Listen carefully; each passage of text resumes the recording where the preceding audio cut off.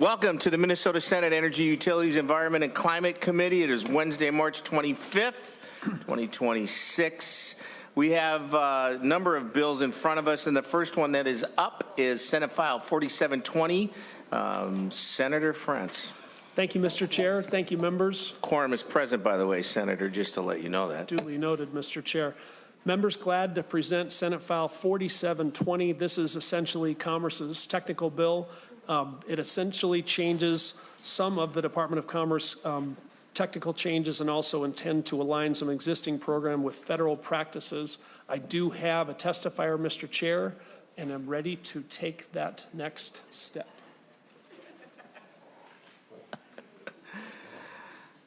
Try not to trip. Try. Welcome. Thank you, Chair. That's confusing. No, I'm the chair for this bill. So I'm sorry. I'm so sorry.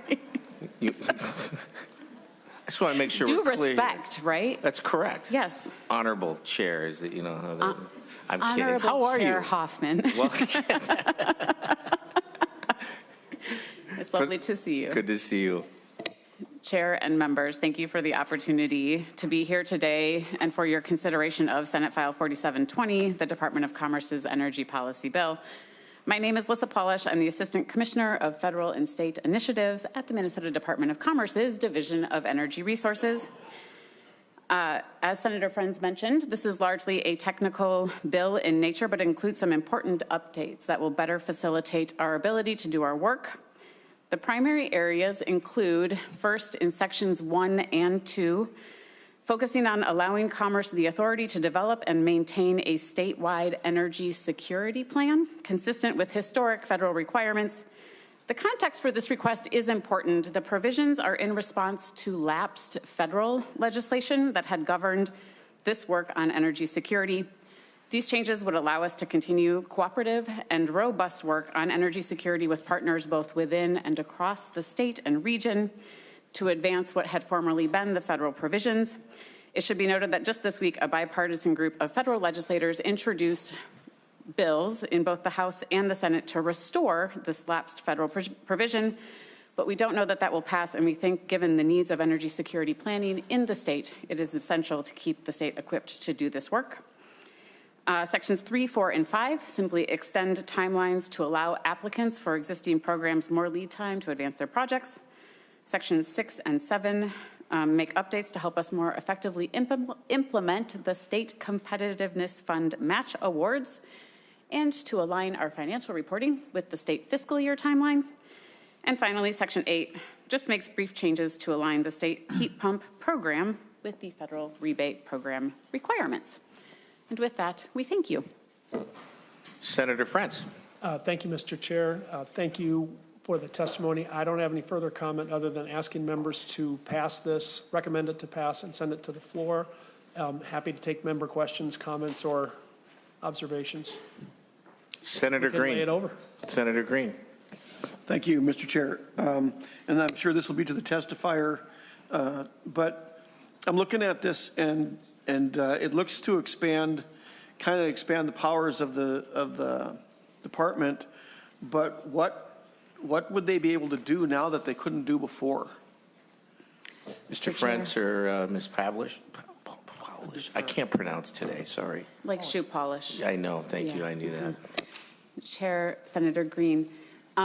Previously, we'd had this authority, but as designated from the federal government as part of our state energy security planning requirements and all work under the state energy program, we've been required to do these kinds of energy security activities. The federal authorization lapsed in October, and we don't want there to be a gap in that energy security planning work that we've been doing. We call it often just a community of practice, wanting to get experts together to make sure that we're thinking about all of the energy security potential threats and then being prepared to govern and do that work moving forward. So this allows the state to have that authority to make sure that we're still able to continue that work, whether or not the federal piece is in place. Senator Green. Mr. Chair, well, that brings up another question because you're striking language in 7.4 and then down to 7.22 in different spots here. And when I first read it, I assumed that you're striking this language to do audits before you do the upgrades, or even to size the heating systems, because it looks like you've taken out any regulations as far as size goes. So you could be, if you're not regulating, if you're not doing the audits, what's to stop somebody from putting in a 2-ton and getting rebates back when they should have had a 6-ton? Ms. Polish?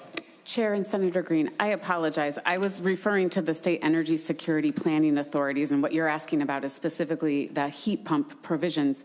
The heat pump provisions are designed to align with the federal programs that govern this, that do require audits. It's really just trying to make sure that we are using the federal program requirements. So not to take away having to do assessments, not to take away any of the actual work in making sure a home is ready for that equipment, but to have it aligned specifically with what the federal provisions are.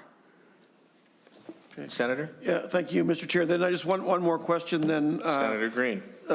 Thank you. To go moving forward then, when money goes out, is there anything in here, because I didn't see anything for sure, that would require that all this money be spent inside Minnesota? Because I've seen that before where, companies will be popping in and out of on border states or whatever.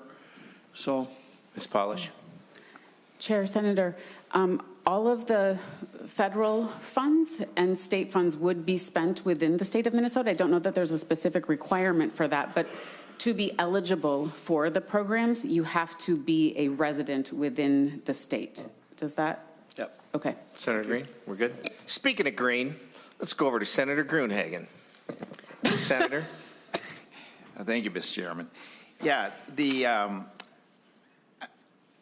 I guess my question is, the feds had a law about this already, correct?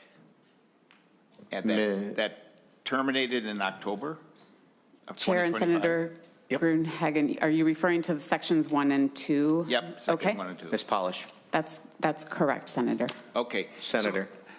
So the only question I have is that, is there anything in this bill that differs from the federal law nationally that expired, and hopefully they renew it, that would give you additional authority and erode the legislature's oversight? Ms. Polish? Chair, Senator Gruenhagen, no. Senator Gruenhagen? So basically, it lines up with that federal law, except for the heat pump area, evidently, right? Ms. Polish? Chair and Senator Gruenhagen, sections 1 and 2 line up with the federal law. Sections 3, 4, 5, 6, 7 are more about operations of state programs, and then section 8 is the heat pump program aligned with that federal provision. Senator Gruenhagen? Okay. No, that's fine. No. I love it. Nice to... Senator, no, don't do it. I let Senator Mathews. If you bait him into it, Mr. Chair, that's on you. Mr. Chair and Senator Frentz and Ms. Polish, line 1.19 of the bill is inserting new language of allowing you to, it reads to me as allowing you to contract with non-governmental organizations.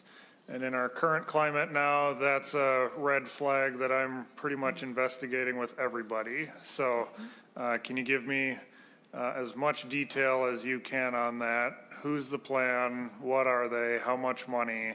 Is there proper oversight? In our current culture of fraud, I unfortunately have to ask a lot more of these questions whenever I see language like this. Ms. Polish? Chair, Senator Mathews, thank you for the question. This is really about entering into compacts to do the energy security planning work. So not about a transfer of funding, just to be clear, but rather like working with the RTO, like MISO, which is a non-governmental organization, and being able to have those kinds of conversations and agreements about security provisions. This is also referencing private entities in this section, which would be like propane distributors or those kinds of more private entities. So the work is really about energy security planning and having shared relationships as opposed to shared funding. Senator Mathews. Thank you, Mr. Chair. it's a continuation of the sentence 1.14. Current language is about contracting. So this is work that you're doing that's not having funds, or are there contracts with no money being exchanged? Or that's why I'm putting these two pieces together and asking what the connection is and who are they? Ms. Polish. Chair and Senator Mathews, I would be happy to go back to the team and talk more with them about the intent. What I've understood to be the intent is relationships around doing the planning and making sure that we have contracts in place that typically would govern information sharing as opposed to exchange of funding. Senator Mathews. Thank you. So then what I'm hearing is your intent is the only non-governmental organization that's likely applicable in this whole universe is a MISO. Is that what I'm hearing? Chair and Senator Mathews, I would be happy to go back and talk with the team and verify that with you explicitly so that we know exactly who the folks are talking about. Mr. Chair. Senator Mathews. I'd appreciate that follow-up. Thank you. You're welcome. I love that. And you would probably want to share that with the rest of the team up here. That would be as well. Thank you, Ms. Pavlish. Fantastic. Senator Frentz, to your bill. Thank you, Mr. Chair. Thank you, members, for the discussion. I think the finance aspect of this means we should lay the bill over, given the nature of the questions and the follow-up. So with that, Mr. Chair, I think it'd be fine to move to lay the bill over. Thank you, Senator Frentz. And with that, Senate File 4720 will be laid over possible inclusion. Next up is Senate File 4730, Senator Xiong. And I'm going to give up the gavel to the real chair.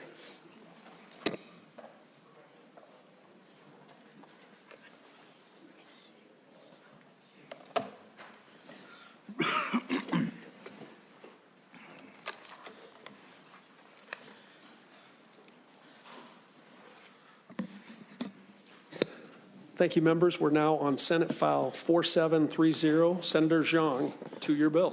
Thank you, Chair, members. I have Senate File 4730 requesting renewable development account funding for the Heights Community Energy Project. It's a project redevelopment project in East St. Paul. And Senate File 4730 will accelerate completion of geothermal infrastructure that will serve both multifamily housing, many with low-income housing, and light industrial buildings that are expected to support hundreds of new jobs. And I have a testifier here that can go into further detail on the project. Thank you, Senator Xiong. Is it Mr. Rembeck? Mr. Rembeck, welcome to the Energy Committee. If you could please introduce yourself and present a couple minutes of testimony. Chair Frentz, members of the committee, thank you for hearing the bill. Thank you to Senator Xiong for carrying and for the opportunity to testify in strong support of Senate File 4730. For the record, my name is Steve Rambeck, and I am Vice President of Business Development with Evergreen Energy, a St. Paul-based company that develops and operates district energy systems in Minnesota and across the country. We manage our parent-affiliated nonprofit utility, District Energy St. Paul, and we are the partner developing the geothermal energy system at the Heights. The Heights is one of Minnesota's most ambitious urban redevelopment projects, and a cornerstone of the project is the district-scale geothermal energy system that will provide carbon-free heating and cooling to approximately 850 multifamily residential units and several light industrial buildings. This project is already underway, received financing for initial construction, and is already demonstrating the kind of innovation Minnesota is known for. The Heights Community Energy has secured the Minnesota Climate Innovation and Finance Authority's first ever Green Bank loan. The project will utilize Darcy Solutions Aquifer Exchange geothermal technology, a University of Minnesota developed innovation.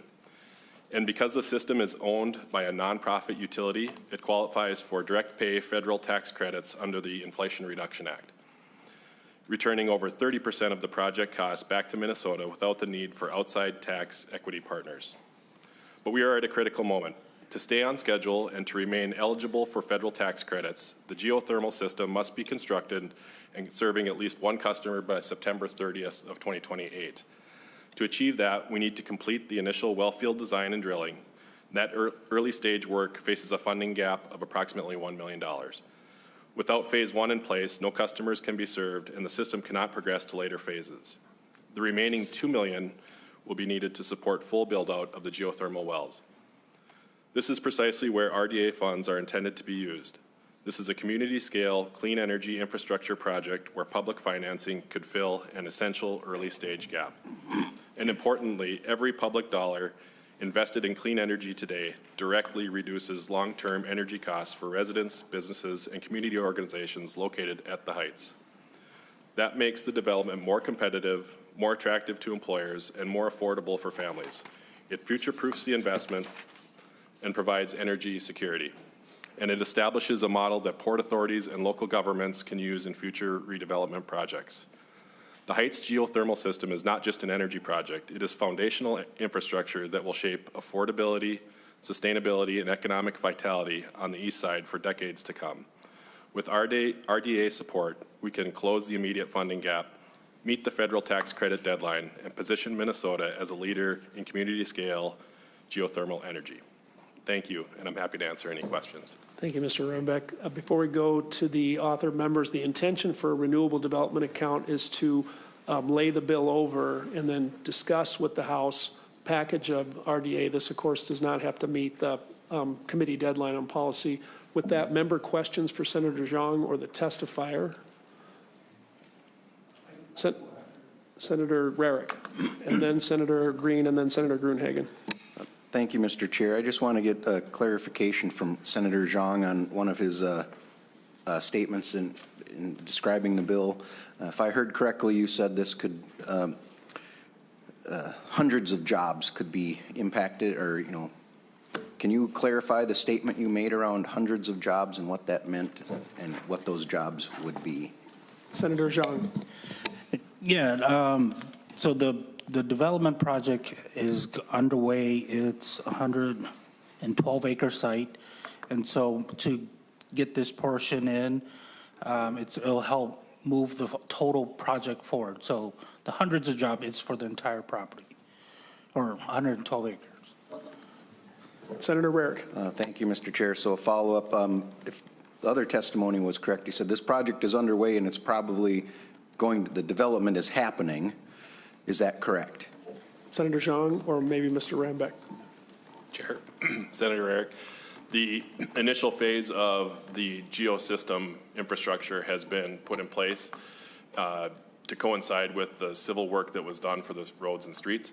The developments themselves are still pending and part of the build out for the future plan. So the district system, the geo-district system, initial phase is being built out, and this funding would help accelerate that and move it to the next stage. Senator Rarick. Thank you, Mr. Chair. I just want to point out, I mean, I think we need to be careful sometimes with when we're talking about that this funding will create hundreds of jobs.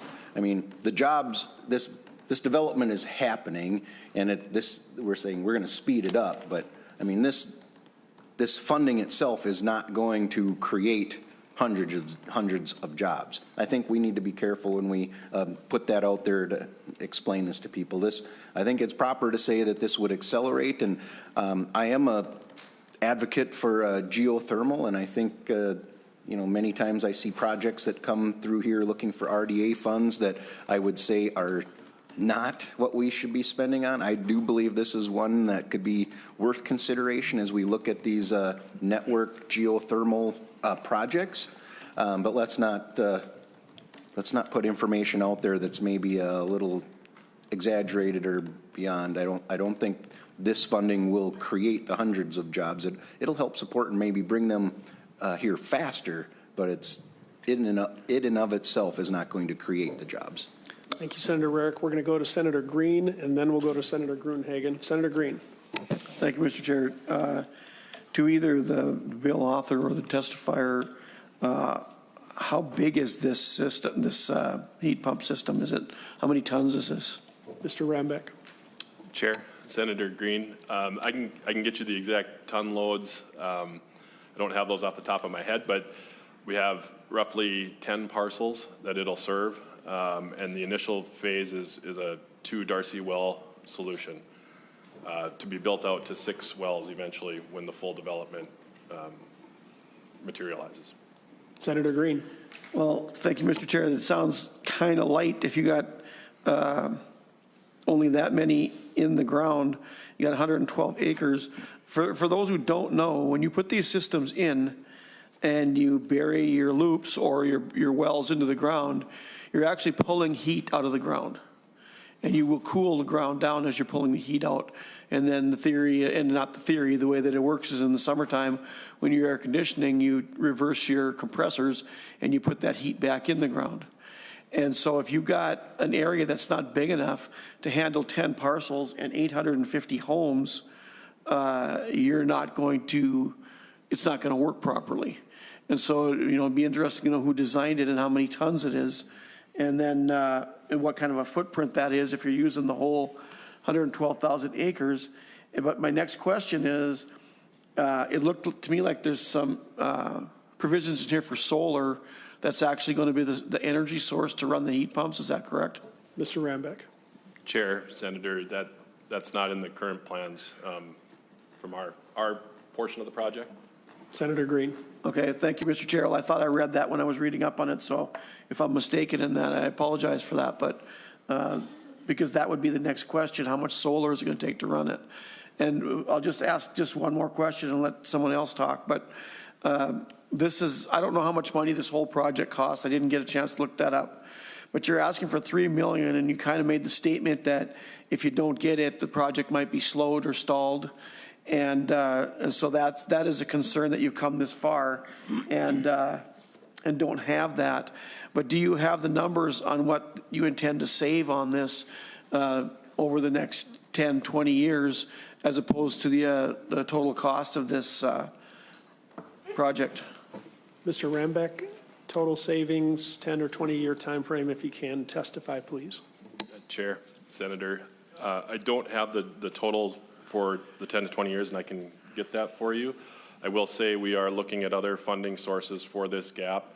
The RDA funds specifically seem like a logical fit for the Heights project, and with the nonprofit utility model, those funds go directly back to the customers and the ratepayers of the system ultimately. So there's a direct benefit to those customers. Thank you, Mr. Rambeck. I think what Senator Green is hoping is that there could be some follow-up and maybe a more specific estimate of savings over a certain time limit. Am I getting that right, Senator Green? That is correct. And because of the last statement, it also makes me wonder if the money that's gone in there is going to be wasted or stalled, because it sounds like without extra money, this project might not move forward. So thank you. Thank you, Senator Green. Members, we're hoping to get the agenda here accomplished by about 2:40, 2:45. So we're going to continue member questions, but at some point the chair is going to have to speed up a little bit. Senator Gruenhagen. Oh, thank you, Mr. Chair. Yeah, what is the estimated total cost of the project? Mr. Rambeck. Chair, Senator, thank you. I don't have those numbers in front of me today, and I will follow up based on the questions today. We have funding for the initial phase was over $5 million, and this million will get us to the well build out and the design. Senator Gruenhagen. Yeah, I guess that concerns me that we don't know what the project's going to cost. Also, what other sources of revenue that you're looking at? Do you have any other commitment on top of this $3 million? Mr. Rambeck. Chair, Senator, we have the green fund that we've been using for pre-construction cost, and we've got other pursued things we're looking at to complete the funding. Last comment. Senator Gruenhagen. I'll just make a comment. One of the things that has concerned me about the RDA fund, it's kind of used as a slush fund for pet projects, okay? This project might have good merit, but I think it should stand on its own. The other reason I've seen, since I've been up here at the legislature, I've seen that wherever government money shows up, the price of everything goes up, okay? And that's not just this project, it's right across the board. So it does seem like human nature being not perfect, that when the government money shows up, for some reason, figures don't lie, but liars figure, the price of everything goes up. I've seen it time and time and time again. And the other thing, we're taking this from ratepayers, this RDA, and a lot of them are struggling to pay their electricity bill. So my preference would be, turn the $3 million back to the ratepayers and you come up with the funding yourself. I bet you, number one, it'll be a lot lower cost. Number two, you'll actually work with people who believe the project has merit. So I'm just getting tired of seeing these pet projects come forward and wanting ratepayer money out of the RDA fund. So I have concerns about the bill. Thank you, Mr. Chair. Thank you, Senator Gruenhagen. A couple quick comments. First of all, the RDA proposals are about $4 for every dollar that we could choose, so there's still time to debate the merits of the individual projects. And since I mentioned merit, I know you'll want to talk to Senator Rarick, who seemed to think this project had some merit, but we can do that offline, Senator Gruenhagen. We're going to the author before we lay the bill over. Do you need to make another comment, Senator? Well, I just say I don't always agree with Senator Rarick anyway. All right, we're going to enter that in the log. Senator Xiong, it's the intention to lay the bill over. Any comments before we lay it over? You know, the Heights, as the project is known, is the kind of innovative community scale project that RDA was created to advance, and I think it has great merit and deserves our consideration.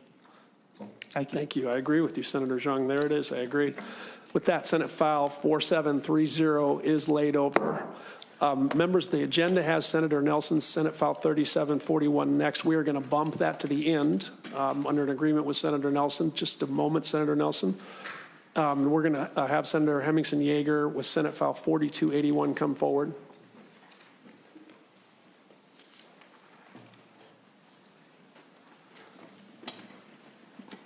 Senator, welcome back to the Energy Committee.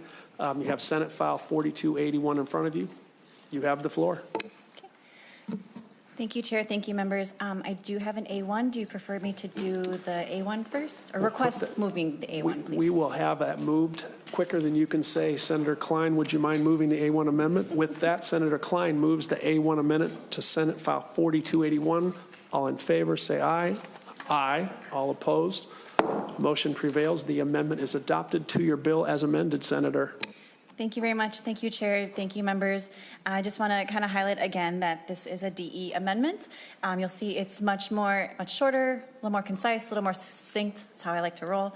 But this is a bill that is the result of the Thermal Energy Network Deployment Work Group and months of negotiating with a broad array of stakeholders. Thermal energy networks are a project that provides heating and cooling to multiple buildings connected via underground piping, which contains fluids that exchange thermal energy from the earth, underground, or surface waters, wastewaters, or other heat sources, just in case you weren't paying attention when Senator Xiong was presenting. This bill simply allows public utilities to build thermal energy networks if they so choose, and to rate recover for those builds. Thermal energy networks are subject to the same PUC oversight as electric and natural gas service, ensuring that consumer protections remain strong, which you can see in Section 2. I do have a couple testifiers, if you would like to have them go next. I do. Thank you, Senator. We have Aurora Vautrin and Jamie Fitzke listed first. If they could come forward, please. If they hustle, I promise to spare the lecture about a 2-minute testifier time limit. Oops, there it slipped out. Ms. Vautrin, Ms. Fitzke, welcome back to the committee. Please introduce yourself and present your testimony. Chair Frentz, members, my name is Aurora Vautrin, and I'm the Legislative Director for 100%. I am excited to testify in support of this bill today, which would create the next step in Minnesota's leadership on thermal energy networks by allowing utilities to provide thermal energy service to their ratepayers. I want to thank our authors for their thoughtful work on this policy, the other members of the PUC Deployment Work Group, which is where this bill started. And finally, I want to thank our utility and labor partners for all of the time and expertise they gave to get this policy in a form that worked for everyone. This relatively simple bill has been years in the making. Minnesota's leadership on thermal energy networks began in 2021 with the passage of the Bipartisan Natural Gas Innovation Act, amended later to allow for more TENS pilots. Since then, we've passed a number of bills to advance TENS, and many other states are doing the same. Both the Trump administration and Biden administration have made meaningful investments in thermal energy networks. Their popularity is growing both across geography and party. Thermal energy networks are an innovative technology that Minnesota should continue to advance. Thanks. Thanks for that, Ms. Vautrin. Ms. Fitzke. Chair Frentz, members of the committee. My name is Jamie Fitzke, Director of Government Affairs for CenterPoint Energy. I'll first just preemptively apologize. Network geothermal, or Thermal Energy Networks, TENS for short. I use them interchangeably, so apologies if I do that. I'd like to give a brief history of how we got here. This was established through NGIA, the Natural Gas Innovation Act, passed in 2021. This included Senator Frentz, Senator Rarick, and hopefully he will watch the video here, lead author Senator Weber. We are very grateful to be able to thank you on the record one more time for your leadership and vision in establishing this landmark policy. NGIA has been really critical here moving forward for CenterPoint Energy. NGIA established the opportunity for natural gas utilities to invest in pilots. Neat things we expect from our NGIA plans include deep energy retrofits, renewable natural gas from farms and anaerobic digesters, and TENS. What's innovative about TENS is it would be one of the first in extreme cold climate. We understand that there's a lot of excitement and anticipation for these systems here. We expect to learn a lot from this first-of-a-kind pilot for CenterPoint Energy. We are being very intentional with this. Engagement is critically important that we have community and customer support in TENS. We're being very planful. It's important that we have a site selected that will lead to successful deployment. And we are in the early stages of this pilot, and it'll take a number of years for us to fully implement. This is why we had significant concerns with the bill's original language. CenterPoint Energy is Minnesota's largest natural gas utility, and we provide safe, reliable, and affordable heating, and this couldn't be jeopardized. Just this winter, we had 3 extreme weather events where we were -20 for multiple days. Our system is built to handle the extreme cold and has done so for over a century in Minnesota. We take a lot of pride in this. What we don't have at this moment is experience in TENS, which will be more complicated than a traditional geothermal system, given that these network systems will be across a diverse customer base. The NGI 10 pilots will be critically informative for future energy policy. The DE, which I appreciate greatly, reflects substantial modifications from the introduced language, and this was achieved through multiple iterations and conversations with stakeholders. This bill is forward-looking as it addresses TENS constructed outside of NGI pilots and recognizes it is too soon to pursue prescriptive policy without more TENS systems understandings. There are a lot of unknowns, and instead of making what could be costly and wrong assumptions, there was a conscious decision to reassess once more information is known, and we greatly appreciate that. We also appreciate that stakeholders see the value of and want regulated utilities to be the ones providing this service into the future.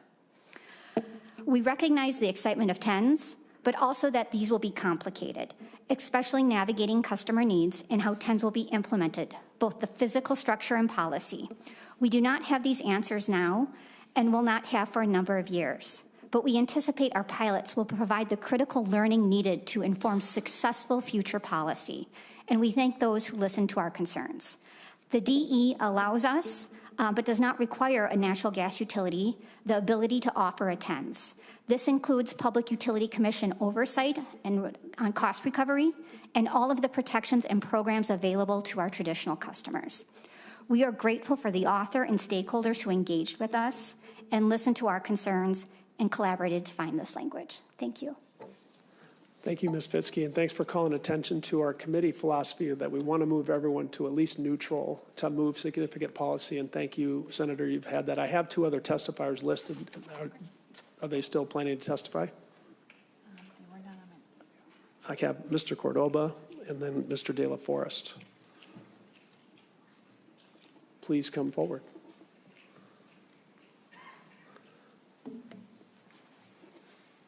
Welcome to the Energy Committee. Please introduce yourself and present your testimony. Hoping for a couple minutes. I can go. Chair Frentz, members of the committee, thank you for the opportunity to speak in support of this bill today. My name is Noah Cordoba with the Building Decarbonization Coalition. As a critical heating and cooling alternative, TENS represent a crucial neighborhood-scale solution to resilient, reliable, and energy year-round using local heat right beneath our feet. In 2025, for the 3rd year in a row, air source heat pumps outsold gas furnaces in the U.S. This trend follows a significant increase in consumer interest in alternative heating options with a 16% climb of air source heat pump sales over the past decade. Consumer interest and willingness to transition to alternative heating is great, but widespread heat pump adoption as our sole option isn't enough and leaves many behind. In particular, it leaves behind the trained and skilled workforce Minnesota already boasts that put their skills to work each and every day on the gas and electric systems Minnesotans rely on. This spans the gamut from laborers to electricians to pipe fitters and operating engineers. Thankfully, the skills these workers employ installing and maintaining traditional gas and electric transmission and distribution are some of the same skills required to install and maintain modern thermal energy networks. TEN's deployment at utility scale represent a pivotal opportunity to transition these crucial members of Minnesota's workforce while preserving family-sustaining jobs. Doing so, TENs also provide greater energy price stability and independence to Minnesotans. As international conflicts are currently demonstrating, fossil fuel markets and the prices Minnesotans pay for gas are subject to the whims of faraway politicians far divorced from the needs of a family heating their way through winter. Thermal energy networks, often paired with geothermal heating and cooling, insulate Minnesotans from the price volatility of these foreign fuel markets while increasing reliability on locally owned and sourced reliable energy. I urge you to support SF 4281 to allow Minnesota to deliver, utilities to deliver more TENs throughout the state, and I'm happy to answer questions as well. Thank you, Mr. Cordova. Planning to testify? Here's that moment. Please introduce yourself and present your testimony. Thank you, Chair Friends. I know we had Mr. De La Forest signed up to testify today, but I relieved him of that as my schedule allowed. We noticed that you're not Mr. De La Forest, and that's okay in today's committee. Not as good looking as Chris. Thank you very much, Chair Friends and members of the Senate Energy, Utilities, Environment, and Climate Committee. My name is Andrew Campo, and I am the president of the Minnesota Pipe Trades Association. The Minnesota Pipe Trades Association is an umbrella organization representing 11 local unions with 10,000 members who perform work in the plumbing, pipe fitting, sprinkler fitting, HVACR service, and gas service industries. I appreciate your time and the opportunity today to offer our full support for Senate File 4281. The energy sector is critical for our members who build, maintain, and repair thermal power plants, including coal, gas, and nuclear, along with petroleum and renewable fuel refineries, pipelines, and gas distribution networks. The installation of thermal energy networks, also known as TENs, represents an important opportunity to put our members to work utilizing the skill sets they have gained performing work in the energy sector. Through collaboration with numerous stakeholders on the TENS work group, such as utility providers, environmental organizations, and other building trades unions, we have come to consensus on the language before you. Members of the work group were tasked with providing utilities a path and ability to implement TENS, as well as a way for TENS to be regulated in our state. We believe the group accomplished these goals, and this being the result. We appreciate having been included in this process as a part of the work group. Having a voice at the table when it comes to our members' futures, as so often that is not the case. In closing, I would like to thank the members of the work group for bringing forward reasonable common sense input. I would also like to thank Senator Hemmingsen-Jaeger for bringing forward this important legislation. We ask the committee members to support this bill. Thank you, Chair Friends and members of the committee, for your time today. Thank you, Mr. Campo. Well said. We're going to go to member questions. And of course, the intention here, given that there's rate recovery, is that this would go to finance, but laying it over here, Senator Rarick.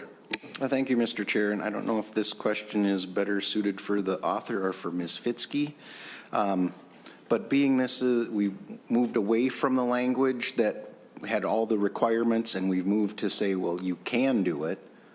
What is the actual need for this legislation? Do they need less legislation to do a 10? Thank you, Senator Rarick. Why don't we ask Senator Hemmingsen-Jaeger if you want to take a swing at that. I see Ms. Fitzke coming back up. I think we do need the legislation, but I'll leave it to the chief author to put her spin on it, or have Ms. Fitzke testify if you prefer. I mean, I'll just say, Mr. Chair, thank you. I'll just, I think this is needed just to kind of like reflect what the consensus was and the results were coming from the working group. I might pitch it over to Ms. Fitzke just because of the more direct relationship with it. Chair Frentz, Senator Rarick, one thing that is established in this bill is a rider, which would allow utilities then to recoup the costs for a thermal energy network. Given that this is in a really early stage, Riders are a nice way for a utility to be able to propose, have all of this information vetted, which would go through the Public Utilities Commission, other external parties that would be able to review it too, outside of a standard rate case. This is a way then that you can focus on one particular item, and given that a 10 will be very individual in nature, that is part of why the legislation is needed. Thank you, Ms. Fitzke. Senator Rarick. Thank you, Mr. Chair. And I find it interesting, I mean, I sure hope if we're willing to do a rider process for Geo, we'll also consider that for the federally required upgrades needed for our gas system as well. A bill we might have heard earlier this year. Well played, Senator Rarick. Thank you, members. Again, given the rate recovery aspect of this, we have to send this to Finance. Further member questions or concerns? With that, we'll go to Senator Green. I thought you were laying it over and I was going to get some more information, but maybe if I could just pose a couple questions. We are going to lay it over, Senator. I'm just okay. saying it will eventually have to go to Finance because of the rate recovery aspect. Senator Green. If we're going to lay it over, then I'll get my answers before we send it on. Thanks. All right. Thank you for that consideration, Senator Green. Well done, Senator Hemmingsen-Jaeger. Any final comments before we lay the bill over? Just want to say thank you again for the attention and for the questions. I want to say thank you to the work group for their hard work in working on this. Huge thank you to the stakeholders. I love when collaboration works and people come together to focus on a really good bill, and just it's a really thoughtful way to keep Minnesota moving forward in this innovative way. So thank you. Thank you. Well done, Senator. With that, members, Senate File 4281 is laid over for possible inclusion. As you know, I said that Senator Nelson's bill would go last. I'm changing that now under a promise of 2 or 3 minutes. Senator Nelson, if you could come forward and present Senate File 3741. We will then go to Senator Mathews' bill, Senate File 1435, to wind up today's hearing. Senator Nelson, thank you for your patience. Thank you for the promises that you made to the committee administrator. With that, you have the floor, Senator Nelson. Thank you, Mr. Chair. I do appreciate, I know you've got a busy schedule, so thanks for getting me on. I just want to thank my bipartisan support on this bill. Energy Chair Senator Herr and my fellow Olmsted County Senator, Senator Bolden, have also authored this bill with me.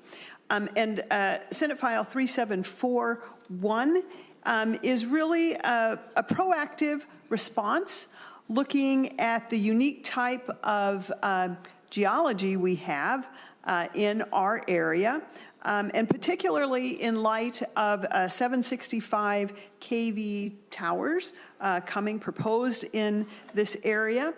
We know those, I believe we need those type of transmission lines to carry out our clean energy requirements in our state. And my bill particularly says we need to look at the karst geology that these are going to go on, and we need to look at particularly how it would affect, how the karst geology would affect these large transmission lines. And basically, it just requires that we take that into account. And the language is very simple regarding the proposed route over karst geology, consulting with the Commissioner of Natural Resources after submission of the permit application, just to ensure that the karst inventories and other mapping is available if the Commissioner believes needed. So again, it's just precautionary. I think sometimes it's better to be precautionary on the front end than try and look on the back end. So that's simply my bill, Mr. Chair. Thank you, Senator Nelson. Well done. Mr. Motley, welcome to the committee. Please present your testimony. Chairman Frentz and members of the committee, my name is Andrew Morley, and I work for the Minnesota Chamber of Commerce, a statewide trade association representing more than 6,300 businesses and 500,000 employees. Thank you to Senator Nelson for her leadership and willingness to work with myself and our members to create the DE amendment before us today. The karst geology in and around Rochester is an important part of our state's natural resources. When building the infrastructure needed to modernize our energy grid, it's imperative the DNR takes this important geology into account. Senator Nelson's DE does just that by directing the DNR to require project applicants complete karst surveys or undertake geotechnical investigations. Thank you to Senator Nelson for offering this DE, and thank you to the committee for holding the hearing. Thank you, Mr. Morley. The DE went on an environment and is now here as amended. Correct. All right, thank you. Member questions, the intention would be to lay it over. Well done, Senator Nelson. Any final comments? Yes, thank you, Mr. Chair. I just want to make sure that you and the committee know that I've worked on this language with all relevant stakeholders. There's no known opposition that I'm aware of. And thank you for the hearing and the layover, Mr. Chair. Thank you for your patience, Senator Nelson. With that, Senate File 3741 is laid over. Members, we're now going to hear Senator Mathews, Senate File 1435, a matter of some consequence. Senator Mathews.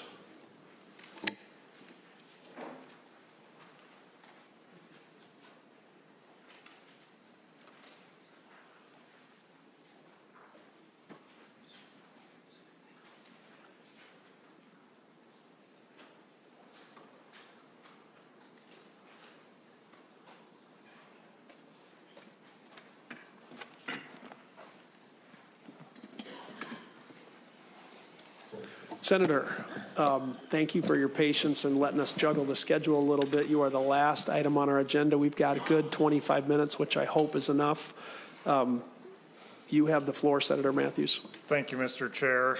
Senate File 1435 is the Nuclear Energy Study Bill, and there's an A3 amendment that I'd like to offer. Senator Mathews offers the A3 amendment. Members, that's in your packet. Do you want to speak to the A3, Senator Mathews, or have us put it on and then present the rest? Up to you, Mr. Chair. All right, members, all in favor of adopting the A3, please say aye. Aye. All opposed, say nay. The A3 is adopted. Senator Mathews, to your bill as amended. Thank you, Mr. Chair. The A3 amendment reflects the House and Prairie Island agreement on this bill. I have worked on forms of the energy study over multiple terms. Was working on it again this year. I did not get the House language until like late last Thursday, and then in discussions over the weekend, it became apparent that this language is the only version that was going to have a chance to move this session. So it's here before us. A change from previous attempts is that the amount is likely going to come out of the RDA.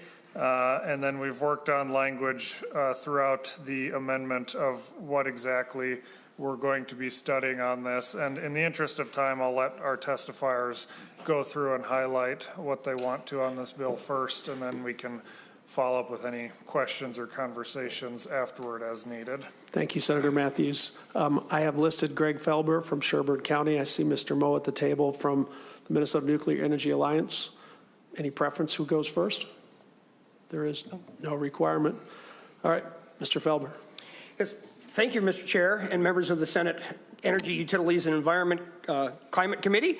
Thank you for offering the opportunity to offer testimony on this Senate File 1435. Like I said before, my name is Greg Felber. I am the commissioner that represents Becker Township, City of Becker. So the Sherco power plant is in my district. I represent that. I spent a lot of time on these energy issues as a result. Like Minnesota, Sherburne County has been a long-standing history with safe and reliable power generation. We've had Sherco since 1976.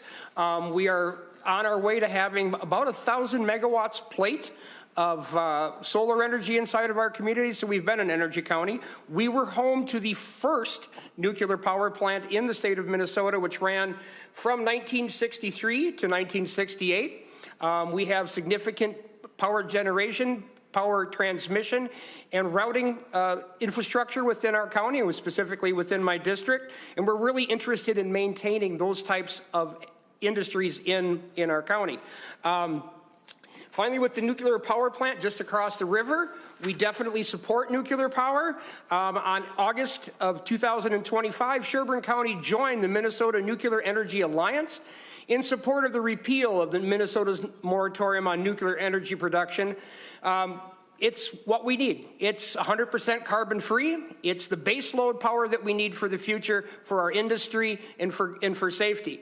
We're very well aware that a lot of people have concerns or a previous history about nuclear power, and they're like, where's it going to be at? We would be happy to host nuclear power in Sherburne County. We are 100% in favor of that. We are supportive of Senate File 1435 as a necessary first step, and we would just be happy to work with this committee and the Senate in the future on bringing safe, carbon-free nuclear power to Minnesota. Thank you. Thank you, Mr. Felber. Well done. Mr. Moe, welcome back to the committee. Please introduce yourself and present your testimony. Thank you, Chair Frentz, members of the committee. I am Derek Moe, President and CEO of the Minnesota Rural Electric Association, and here representing them as well as the Minnesota Nuclear Energy Alliance. The Nuclear Energy Alliance has been in existence for a little over a year now, with the sole purpose of working on lifting the state's nuclear moratorium. It's comprised of over 60 broad stakeholder groups at this point, very broad and very bipartisan, includes participation from the state's utilities, as well as the state's, as well as many labor groups around the state that recognize that nuclear is important as an opportunity for great jobs. Also, many environmental groups that recognize that carbon-free energy and energy that's available at all times is important to moving the state's goals forward in that area. And in the last several months, many counties, great to have the commissioner here to testify as well and give you a little bit of context into why the counties think that this issue is important. I think that one of the reasons this bill is a good step forward is it will allow some of those communities, such as counties, over 20 of them have done like Sherburne in the last several months and said, we want to be part of this conversation. This study bill would have in its nature, the ability to hear more from those counties and why they think that's an important conversation. Certainly appreciate Senator Mathews' leadership, which has been longstanding on this issue, and that the Prairie Island Indian community has come forward and helped engage and work on this language. I think we've achieved a standing here of some broad-based consensus in a way that could move this issue forward. And speaking just one moment on behalf of the co-ops in particular, we do feel like having a carbon-free requirement in this state and having the intersection of basically one resource that's available at all times and carbon-free, it really makes it important that that resource be on the table for our state's future. I'd be pleased to answer any questions. Thank you. Thank you, Mr. Moe. Well done.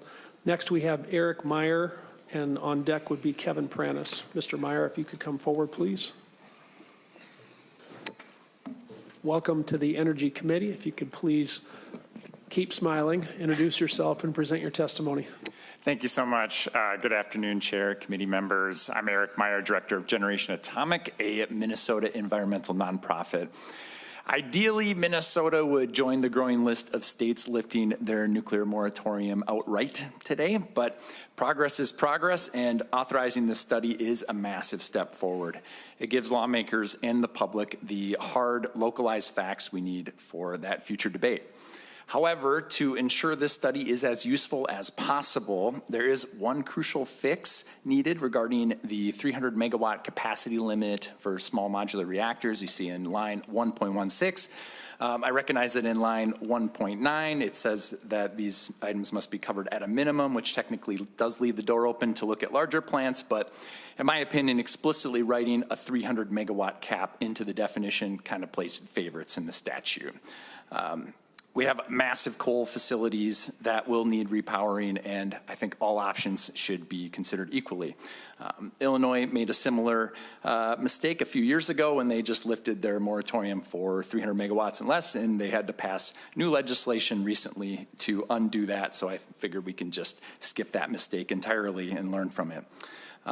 For proof of what happens when you leave all options on the table, we can look to our neighbors to the north. Ontario proved the generation side of this works by using their nuclear expansion to completely phase out their coal plants in 2014, achieving the fastest greenhouse gas reduction in North American history. And today they sport an electricity grid that's roughly 1/4 as carbon intensive as ours, with 7 Minnesota coal units closing by 2040 and electricity demand skyrocketing. We need that same reliable, clean power to fill the gap here. And up north, they are also proving the waste and siting side works as well. The Wabigoon Lake Ojibwe Nation just voted to host Canada's National Spent Fuel Repository less than 100 miles north of our border. That's Wabigoon Lake, not Lake Wobegon. Though the women are strong, the men are good looking, and their electricity is certainly cleaner than average. While we sit here today debating whether to simply study nuclear, the rest of the country is already moving. Just yesterday, the New Jersey legislature voted to lift their moratorium in both chambers without a single no vote. And right next door, we have North Dakota, South Dakota, Iowa, Wisconsin, Illinois, Michigan, having all advanced or passed pro-nuclear legislation recently. So we know we are going to need this generation. So let's authorize a comprehensive study without playing favorites, so we are prepared to secure those jobs right here at home. So I would suggest we amend and support this bill. Thank you very much. Thank you, Mr. Meyer. Mr. Pranis, welcome back to the committee. I bet you're in a good mood about this bill. Please introduce yourself and present your testimony. Thank you, Chair Frentz and committee members. Kevin Pranis on behalf of Lyona, Minnesota, and North Dakota, represent 14,000 construction laborers who work, including laborers who work, in and around the existing nuclear plants.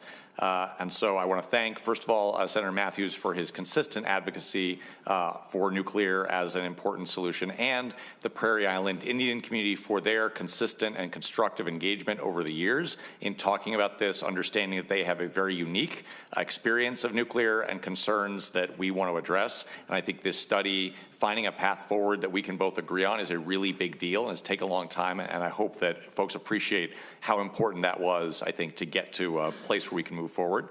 Minnesota has a mandate to decarbonize our electric sector and a goal to decarbonize our entire economy, which would require a whole lot of new carbon-free electricity, including 24/7 electricity that goes 365 days a year.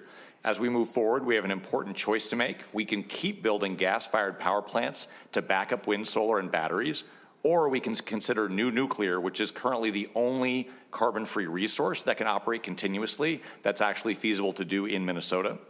As our colleague Eric reported, I would just like to point the headline of today's Canary Media, a news outlet, if you're not familiar, that calls itself Clean Energy Journalism for a Cooler Tomorrow, a leading clean energy publication. And their headline is "States Are Lifting Bans on Nuclear Power." And it goes through a long list of states that are taking action, including many that also have climate targets, and recognize that nuclear and new nuclear needs to be a part of at least what is considered here. And I'd say it's not just a building trades position. You see many letters in your packets, broad-based support for moving forward with a study. This is not a commitment. Even if we lifted the moratorium, that would not be a new nuclear plant, right? There are many steps. The first step is a study. Even lifting a moratorium doesn't change anything about having a nuclear plant. We have a lot of high-quality jobs in nuclear plants. We have great jobs in wind and solar on the front end, but nuclear plants are jobs year in, year out, continuing operating jobs for trades and the folks who work inside. If there's the opportunity to bring a nuclear plant to a place like Becker, Sherburne County, or in your Monticello, where people are welcoming that, where we can create economic development and create those good jobs and have industry expertise, that's great.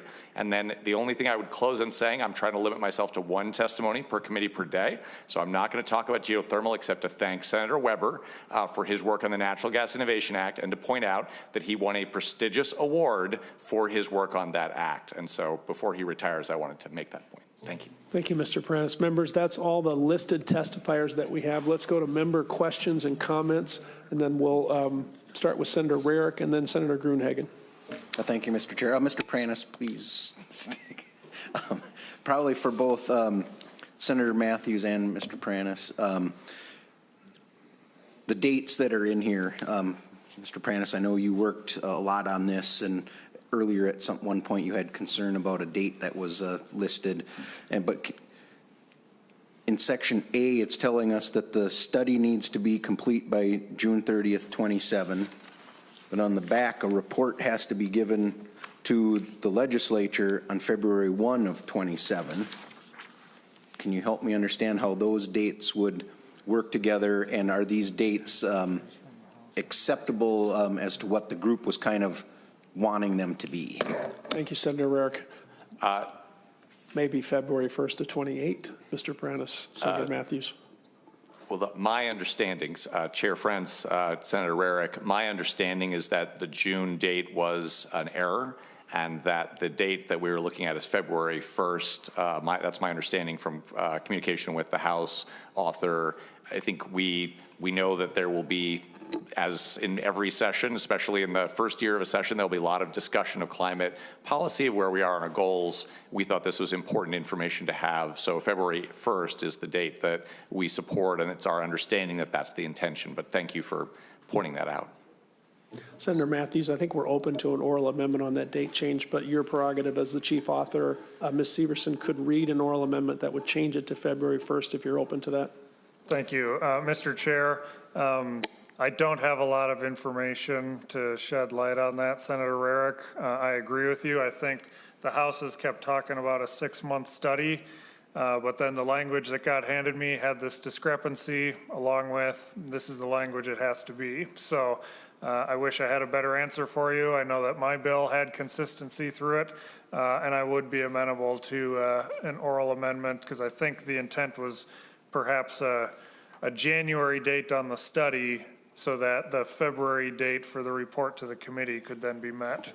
Thank you, Senator Mathews. I think we should amend it here today. We are, after all, laying it over because of the RDA finance part of it. So if it's something that you and the House still need to talk about to clarify later, we have room to do that. With that, Ms. Severson, would you be willing to describe to the committee what that oral amendment would look like? And then we'll have Senator Mathews bring the amendment. Thank you, Senator Rarick. Thank you, Mr. Chair and members. The oral amendment would be as follows: page 1, line 9, delete June and insert January. Senator Mathews, is that a motion you want to make here for the oral amendment? I will make that motion, Mr. Chair. Senator Mathews moves the oral amendment. Any discussion? Seeing none, all in favor say aye. Aye. All opposed?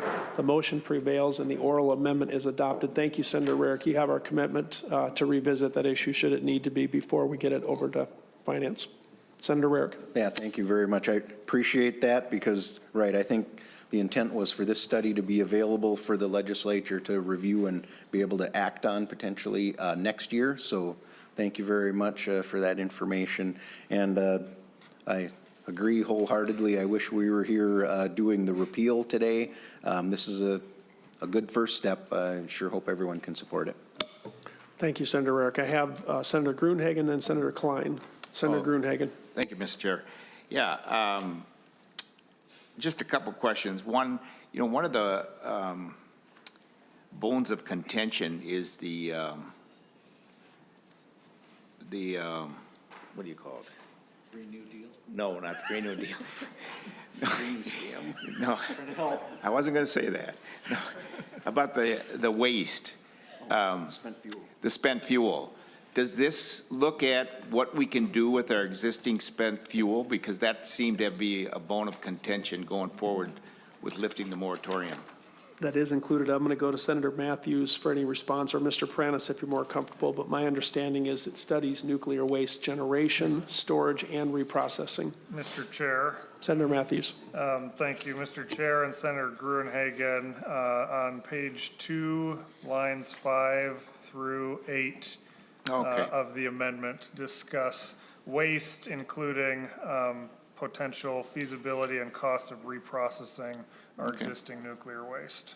Thank you, Senator. Senator Gruenhagen. Oh, thank you, Mr. Chair. Yeah, thank you. The other thing I was going to ask, on line 1.16, the concern was brought up about the 300 megawatt thing. Are you open to making a change on that? Senator Mathews. Mr. Chair and Senator Gruenhagen, the work that I had in my bill didn't have that limitation, so I'm in support of it. I'm not sure if that's what we're able to move forward right now. So I don't have a great answer for you given the dynamics of what we're working with right now. But I wholeheartedly agree with the concerns that have been brought up. And I'm sure it will be something that we keep talking about. Thank you, Senator Mathews. Senator Gruenhagen. Oh, thank you, Mr. Chair. Yeah, this last question. How many, I heard there's only a couple states, Minnesota being one of them, that haven't lifted the nuclear moratorium. Is that correct? Or if one of the testifiers wants to. Mr. Meyer, you want to try that one? Yeah, thank you, Chair. So on the record, there are 10 states that have various restrictions on building nuclear. I was aware of an 11th, but it just got some press today, actually. So North Dakota kind of accidentally has a moratorium because they don't allow for the storage of spent fuel. So clearly they can't have nuclear energy if they are not able to store the spent fuel there. So 10 is the official number, but 11 in reality. Thank you, Mr. Meyer. You're good, Senator Gruenhagen. Senator Klein. Thank you, Chair. Senator Mathews. This is a very impressive piece of legislation, and the supporting documents are extremely impressive as well.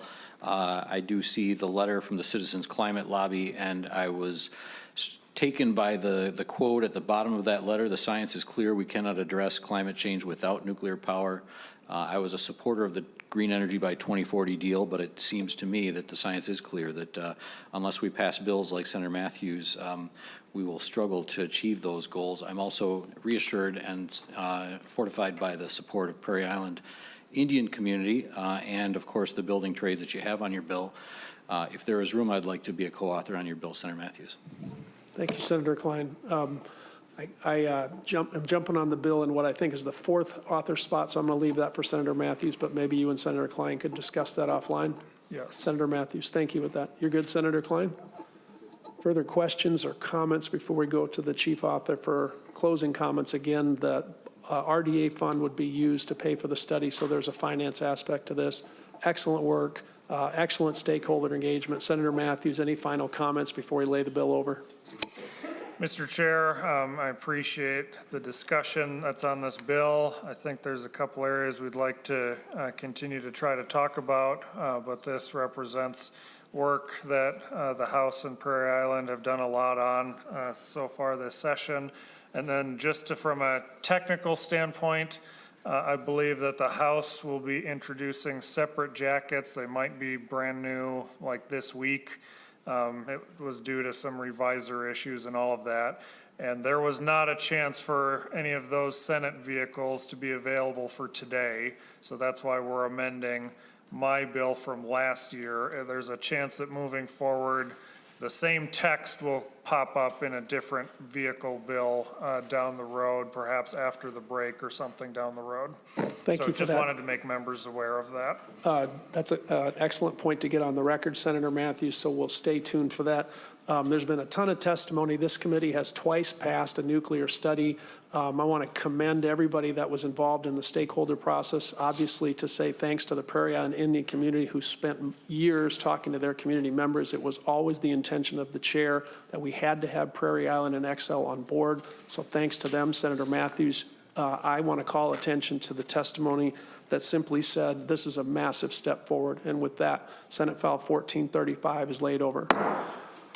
Folks, that's the end of our agenda today. With that, we are adjourned. Thank you for your patience in the late start.